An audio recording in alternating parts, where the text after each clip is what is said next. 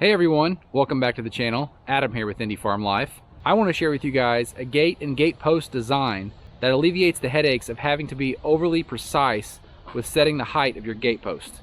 Let me show you what I mean.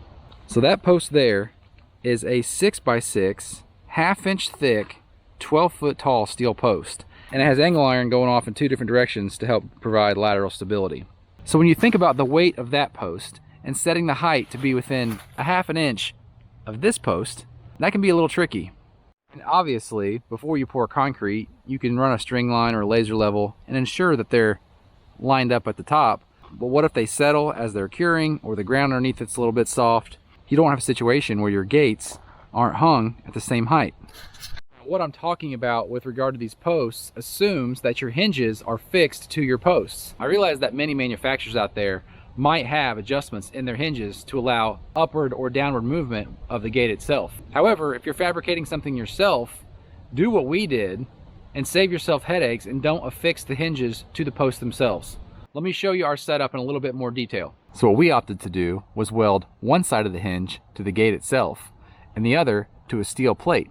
Now this steel plate is held to the post by way of 4 large bolts and another plate on the back side. This allows each hinge to float up and down the post as needed, and when we're ready to lock everything in, we simply tighten down the nuts with lock washers on the back and lock these hinges in place.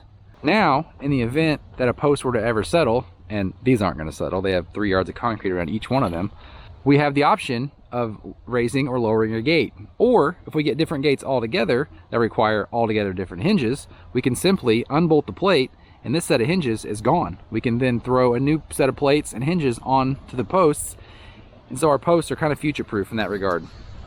And as I mentioned, that post is sitting in 3 yards of concrete. It is full of concrete and has rebar inside of it as well.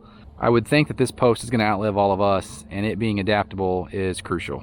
So that may be common sense or even old news if you work in the gate and fence industry, but we found it extremely helpful to not have to worry about being overly precise when setting the height of those posts. And hopefully we just saved somebody out there a lot of headaches. All of this posts and plates were fabricated locally. If you are going to be doing something similar and you want to take a look at these hinges, I'll link them below.